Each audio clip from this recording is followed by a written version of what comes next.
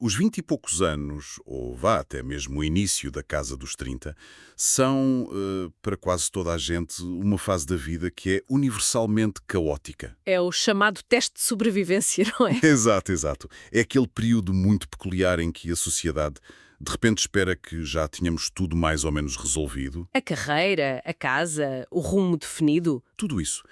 Mas na realidade, a grande maioria está apenas a tentar manter a cabeça fora d'água. Estão a tentar perceber como é que se paga a próxima conta da luz, ou sei lá, como é que se frita um ovo sem queimar a frigideira toda. É uma transição que nunca é limpa, é confusa. Pois é. No entanto, quando pegamos neste caos que é universal e o colocamos num contexto geográfico e cultural muito específico, a coisa ganha contornos que são absolutamente fascinantes. O nosso mergulho de hoje foca-se na vida real, crua e sem qualquer tipo de filtros, da juventude angolana que atravessa esta exata faixa etária. E o que torna esta exploração particularmente rica, e que nos permite ir muito além daquela superfície habitual, é o material que temos em mãos hoje.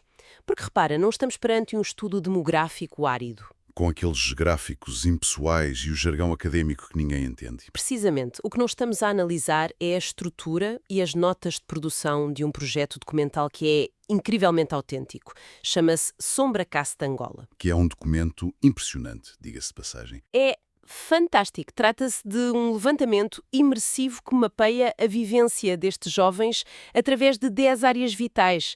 E a nossa missão hoje não é de todo ler um índice aborrecido ou fazer um resumo seco. Claro que não. Queremos sintetizar estas áreas todas, desde a pura sobrevivência económica, passando pela complexidade da saúde mental, até à nova cultura digital.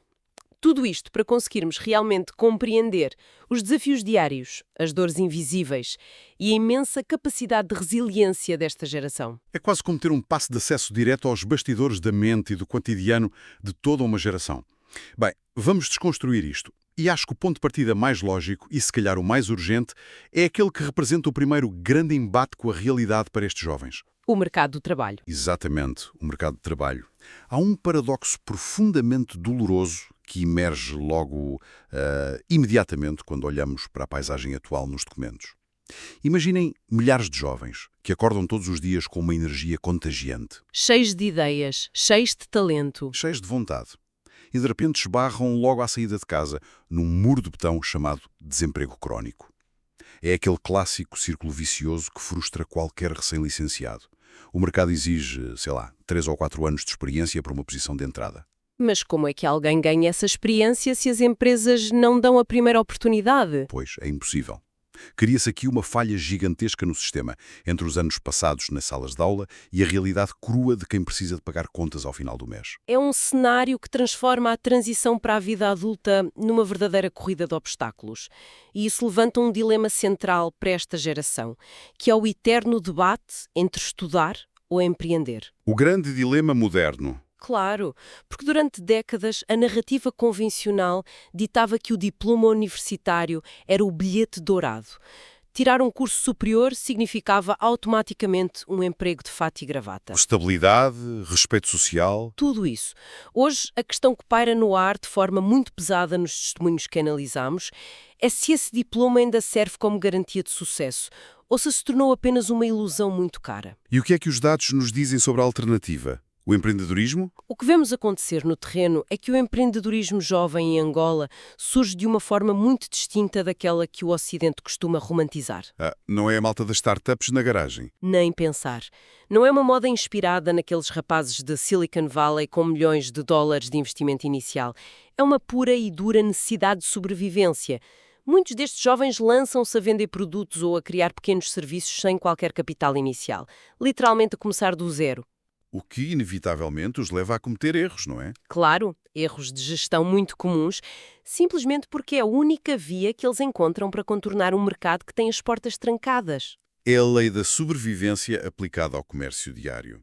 Mas o que me surpreende mesmo nestas notas do projeto é a forma como eles encontram rotas alternativas.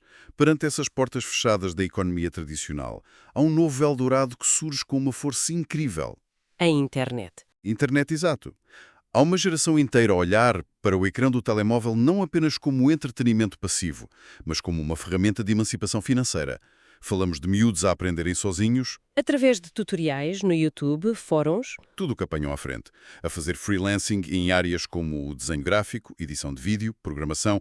Mas há aqui uma tática específica nas notas que me chamou imensa atenção. O dropshipping adaptado à realidade local.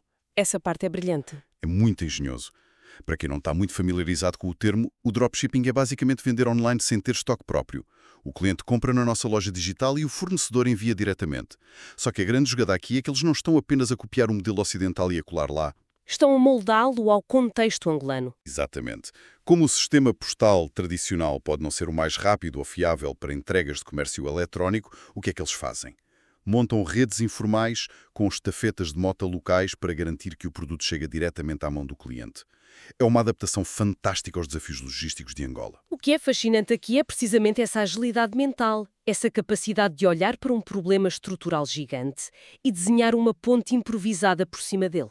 No entanto, é crucial trazer aqui a voz da razão a este entusiasmo tecnológico todo. O bem de realidade. Exato, porque a internet tem este poder incrivelmente sedutor de prometer o mundo. Mas a realidade física exige um pragmatismo brutal.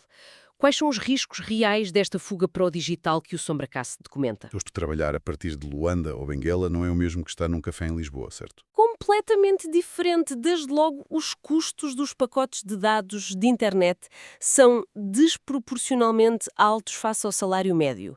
Depois já há a barreira das infraestruturas. Falhas de energia podem pura e simplesmente interromper um trabalho a meio ou deitar um projeto abaixo. E perder um cliente internacional à conta disso. Pois é. E talvez o obstáculo mais frustrante de todos que eles relatam sejam os métodos de pagamento internacionais. Como é que um freelancer recebe dinheiro de um cliente na Europa se plataformas globais de pagamento têm restrições geográficas severas ou burocracias complexas na região? É uma dor de cabeça constante. É. O entusiasmo é totalmente válido e necessário, mas há um alerta muito claro nos documentos para a necessidade de desconfiar das promessas de dinheiro fácil. Aqueles gurus da internet. Exatamente. Há muitos cursos a circular a prometer fortunas online da noite para o dia. E o perigo de cair em esquemas ou simplesmente de acabar numa desilusão profunda é muito, muito real. Mas repara, se a pressão económica diária já é essa montanha-russa constante de tentar contornar obstáculos logísticos e desilusões sucessivas com o mercado formal, imagino que o custo psicológico de estar constantemente neste modo de sobrevivência seja altíssimo. É esmagador. Se toda a gente está constantemente neste hustle diário, a tentar projetar uma imagem de progresso, de quem está efetivamente a vencer na vida, tem de haver uma fatura emocional pesada a pagar no final do dia. E há, sem dúvida alguma. E é exatamente aí que entramos num território muito mais sensível desta análise e que exige de nós uma empatia profunda. O território da saúde mental. Que ainda é um tema complicado em muitas sociedades. Muito, há um silêncio emocional que cobre muita desta juventude. Nas notas de produção há uma frase que me marcou imenso. Ser forte não é sofrer calado. Uma frase poderosa. É um conceito que começa só agora a ganhar alguma tração, mas o medo de pedir ajuda ainda é paralisante. Existe uma construção cultural de masculinidade que é muito rígida, onde a vulnerabilidade é frequentemente e perigosamente confundida com fraqueza. Espera-se que o jovem, especialmente o homem, seja um pilar de pedra. Exato. Capaz de resolver os problemas de todos na família sem nunca desabar. Nunca. Isso faz-me pensar naquela mochila invisível que muitos andam a carregar. Porque, repara, a ansiedade aqui não é apenas sobre pagar a própria renda, pois não. Não de todo. Se ligarmos isto ao panorama geral da sociedade, percebemos rapidamente que esta ansiedade financeira nunca existe num vácuo. Ela é exponencialmente agravada pela estrutura e pela pressão familiar. E o contexto cultural aqui dita mesmo as regras do jogo. A família como pressão e não apenas como apoio. Pensemos no peso de uma expectativa que atravessa gerações. O velho estigma do tens de ser médico, tens de ser engenheiro. Tens de ter o título. O título. Muitos destes jovens são vistos não apenas como indivíduos que estão a tentar encontrar o seu próprio caminho, mas são vistos como o grande projeto de salvação de toda uma família alargada. Pais e avós que muitas vezes sacrificaram tudo num contexto histórico muito difícil de pós-conflito e que esperam agora que esta geração lhes devolva alguma estabilidade. O que é perfeitamente compreensível do ponto de vista histórico, mas é um fardo tremendo para os ombros de um jovem. Na prática, isto traduz-se numa responsabilidade aterradora. É assumir encargos financeiros com irmãos mais novos, com pais ou tios, quando muitas vezes mal se tem dinheiro para o próprio passe de autocarro. É assumir o papel de provedor demasiado cedo na vida. É uma panela de pressão prestes a arrebentar. E o que acontece quando esse jovem que se esforçou e estudou engenharia para agradar à família percebe que o único trabalho que consegue arranjar é a vender capas de telemóvel na internet? É o choque frontal com a realidade. A culpa deve ser esmagadora. É a sensação de falhar não só a si próprio, mas de desiludir ativamente o sacrifício das gerações anteriores. Mas no meio disto tudo, há uma ideia muito poderosa que emerge desta realidade crua relatada no projeto. Qual é que te chamou mais a atenção? A citação: "Nem todos os sonhos são herdados." Brilhante. E eu acho que é uma tomada de consciência libertadora. É a necessidade urgente que esta geração tem de dizer: eu posso querer um caminho diferente. E não há mal nenhum nisso. Querer ser um criador de conteúdo digital, um designer freelancer ou, sei lá, ter um pequeno negócio de comida na rua, não faz de ninguém um fracasso. Mesmo que isso não venha com um diploma emoldurado na parede da sala dos pais. É o processo doloroso, mas absolutamente necessário, de construir uma identidade própria. Uma identidade que consiga desvincular-se das obrigações do passado, mas que, ao mesmo tempo, tente honrar as raízes. E essa procura intensa por saberem quem realmente são no mundo em transição afeta absolutamente tudo. Estende-se a todas as esferas. Estende-se, de forma muito visível e palpável, à maneira como estes jovens se relacionam uns com os outros, num nível muito mais íntimo. E é aí que a coisa fica mesmo interessante, na minha opinião, que é quando olhamos para a esfera amorosa. Como é que os afetos e as relações românticas conseguem sobreviver neste ambiente que mistura uma luta diária constante, o tal hustle, com a era da imagem perfeita do Instagram? É uma mistura explosiva. Há uma provocação nas fontes que eu acho simplesmente brilhante. Estamos a amar pessoas ou estamos a amar estilos de vida? Parece que a pressão dos estados financeiro e social invadiu completamente a esfera do romance. Sem pedir licença. Sem pedir licença. Discute-se muito nestas notas o contraste entre o que é o amor genuíno e a conveniência.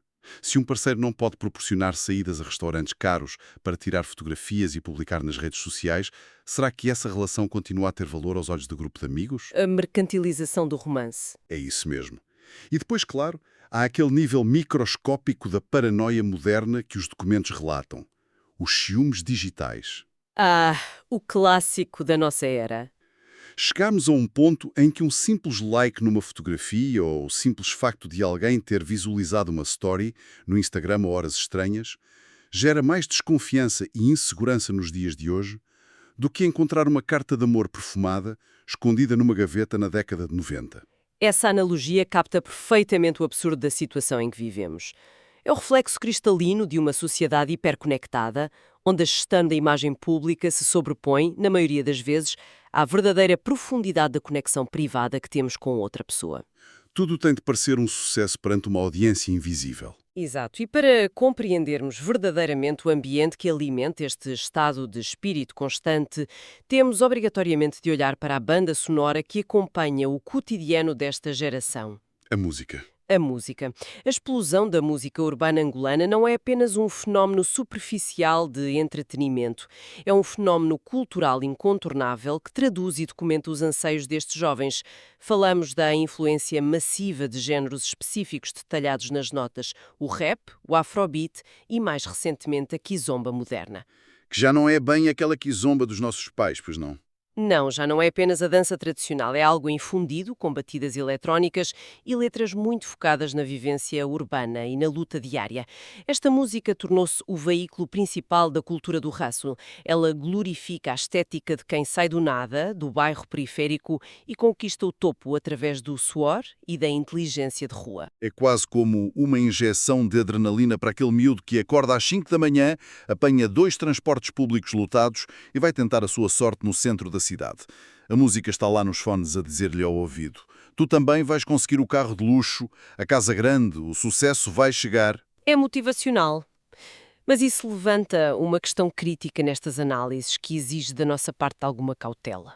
Quando nós olhamos com atenção para o conteúdo destas narrativas, líricas, muitas delas focadas numa ostentação material que chega a ser agressiva, e na promessa de uma superação extremamente rápida, temos de nos perguntar o seguinte: Se não será uma armadilha? Exato. Estará esta banda sonora realmente a inspirar a juventude a ser mais resiliente face às dificuldades? Ou estará a criar ilusões muito perigosas de riqueza instantânea? Ilusões que, quando inevitavelmente não se concretizam tão rápido, apenas aprofundam a ansiedade e aquela sensação de fracasso de que falávamos há pouco. É uma faca de dois gumes? É. Adicionalmente, há um debate cultural muito pertinente que os autores do projeto trazem para a mesa. No meio de tanta exposição global através da internet, estarão os criadores locais apenas a importar e a mimetizar os tropes típicos do hip-hop americano? Os carros desportivos, o dinheiro a voar, as correntes de ouro enormes. Isso mesmo.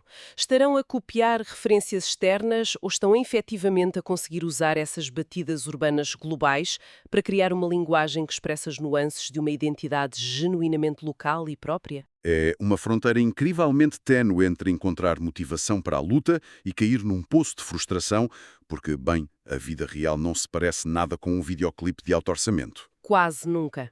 Mas sabes o que me dá esperança no meio das notas deste projeto? O quê? É que por baixo de todo esse ruído ensurdecedor, de toda essa necessidade visceral de mostrar sucesso constante nas redes sociais, há uma outra realidade a fervilhar. Há uma ênfase enorme no SombraCast, naquilo que podemos chamar de sucesso que não faz barulho. Aqueles que trabalham nos bastidores da própria vida. Exatamente. São aquelas histórias reais, cruas e tangíveis, de jovens que estão a vencer no absoluto silêncio. Falo daquele jovem que montou um pequeno serviço de reparações de eletrodomésticos no seu bairro, resolve um problema local e sustenta a casa de forma honesta. E não precisa de fazer vídeos motivacionais no TikTok para provar o seu valor. Ou a designer gráfica que mencionavas há pouco, que trabalha a partir do quarto, no seu computador, para clientes no Brasil ou em Portugal. Sim, super focada no seu nicho, ela ganha o seu dinheiro e não tem qualquer interesse na fama digital. É uma lição fantástica e, devo dizer, um alívio mental. O sucesso nem sempre tem de ser ruidoso. Muitas vezes quem está efetivamente a produzir mais e a construir fundações mais sólidas para o seu futuro é quem menos tempo tem para mostrar isso ao mundo nas redes. É brilhante. E esse contraste entre o ruído performativo das redes sociais e o trabalho de fundo silencioso serve como uma metáfora perfeita para analisarmos a forma como esta geração encara um outro pilar essencial, a mudança social e o seu próprio papel na sociedade. A dimensão mais cívica. Sim. Se olharmos para isto de uma perspectiva puramente analítica e neutra, documentando apenas as tendências que nos são apresentadas, nós notamos uma evolução muito interessante na participação pública e política destes jovens. É inegável que as redes sociais funcionam hoje como o grande megafone geracional. Elas oferecem uma plataforma e uma voz a quem no passado recente estava completamente confinado ao silêncio. Sem dúvida, a internet democratizou o acesso à opinião. Mas a verdadeira reflexão que o projeto impõe é sobre a transição do virtual para o real. A grande interrogação que paira para quem nos ouve pensar é: estará grande parte desta juventude confortável apenas em reclamar das falhas estruturais do sistema no conforto do seu espaço digital, ou está efetivamente disposta a assumir responsabilidade cívica no mundo físico? A clássica questão do ativismo de sofá. Outro teclado, sim. Até que ponto a partilha de uma hashtag indignada ou de um meme afiado de crítica social se consegue traduzir numa ação prática e estruturada que crie soluções comunitárias reais? O que pode ser realmente mudado assim? Seja a diferença brutal entre apontar o dedo ao buraco enorme na estrada no Twitter, para toda a gente ver e dar um like, e a alternativa que é juntar 5 vizinhos no fim de semana para tentar tapar o buraco, ou organizar uma petição formal que exija a sua reparação imediata. É o salto entre a teoria e a prática. É passar da condição de comentador permanente para a de realizador. E a conclusão que se tira deste bloco temático nas fontes é muito forte, tem uma frase lapidar. A mudança começa quando deixamos de ser espectadores. Uma chamada à ação. Sim, seja quebrar aquele ciclo tóxico de silêncio emocional na família, seja inventar o próprio emprego digital quando o mercado recusa contratar-nos, ou participar ativamente nas decisões da nossa rua e da nossa comunidade. Exatamente. E se fizermos agora um esforço de síntese para abraçarmos a totalidade desta viagem de hoje, o retrato que emerge afasta-se muito, mas mesmo muito, de uma visão fatalista ou vitimista. Não é um retrato de derrota de todo. Não. Não estamos perante uma juventude estagnada, passiva, que apenas sofre em silêncio as consequências do desemprego ou que se deixa esmagar pelas tradições pesadas do passado. O que vemos, de forma muito clara nestes documentos, é uma geração com uma plasticidade imensa. É um grupo que, perante um sistema tradicional que muitas vezes, pura e simplesmente, não tem espaço físico para eles, procura ativamente a sua independência, esculpindo novos caminhos na economia digital. Inventando portas onde só havia paredes. É uma geração altamente adaptável, que começa a ter a coragem de olhar para dentro, questionando tabus antigos e dolorosos sobre saúde mental e exigindo espaço para a vulnerabilidade emocional. E, ao mesmo tempo, procura redefinir a sua própria cultura e as suas formas de amar numa era onde a imagem parece valer muito mais do que a essência. É de uma riqueza tremenda. E chegados a esta grande síntese, impõe-se inevitavelmente a pergunta prática. Porque é que a vivência de jovens nos seus 20 e 30 anos, num país específico em África, deve captar a atenção de quem nos está a ouvir hoje num comboio em Lisboa, ou enquanto bebe um café em São Paulo, ou num escritório em qualquer outra parte do globo? Evelyn é a ligação global. Sim. Importa porque estas lutas, na sua essência pura, são o espelho cristalino do grande choque geracional que está a reconfigurar o mundo moderno inteiro. O desafio angustiante de tentar equilibrar as expectativas de carreiras lineares e sólidas que herdamos dos nossos pais e avós com as ferramentas caóticas, rápidas e precárias do futuro digital é uma ansiedade incrivelmente universal. Toda a gente sente esse abanão. A diferença é que neste contexto angolano que exploramos hoje, esse choque global é vivido com um grau de intensidade, com um sabor cultural riquíssimo e com uma capacidade de invenção que amplificam tanto a dor como a criatividade das soluções.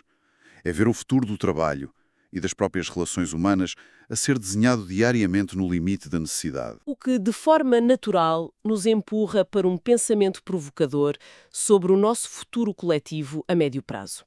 Deixo este desafio para reflexão de quem nos acompanha. Pensemos no seguinte: se esta geração conseguir de facto solidificar o seu próprio ecossistema de sucesso de forma completamente independente, Ou seja, gerando os seus rendimentos online. sim, gerando rendimentos digitais, educando-se através de tutoriais e comunidades globais, à margem do sistema universitário formal, e rejeitando de vez as pressões familiares antigas para seguirem as tais carreiras de prestígio tradicionais. Se eles fizerem isto, o que acontecerá às grandes instituições na próxima década? É uma boa pergunta. As fundações tremem. Será que as universidades que ainda teimam em ensinar modelos do século passado, o mercado de trabalho clássico com as suas barreiras de entrada super rígidas e até as próprias estruturas familiares mais conservadoras, vão acabar por ser forçadas a adaptar-se a esta nova realidade imposta pelos jovens? Em vez do contrário, Exatamente. Em vez de continuar a exigir que a juventude caiba numa caixa desenhada há 50 anos atrás, será um mundo formal a ter de se reestruturar obrigatoriamente para acomodar uma geração que já provou que consegue sobreviver e prosperar sem ele. é um ângulo de visão fantástico que vira completamente o jogo do avesso e que nos deixa muito em que pensar sobre quem é que realmente dita as regras do futuro da nossa sociedade. Fica a reflexão para quem está desse lado a acompanhar esta nossa análise. É sempre um privilégio enorme tentar desemaranhar estes fios complexos que ligam a cultura, a economia e a psicologia humana. Mantenham o espírito crítico e a curiosidade bem acesa sobre o mundo à vossa volta. Ou melhor, à nossa volta. Até à próxima exploração.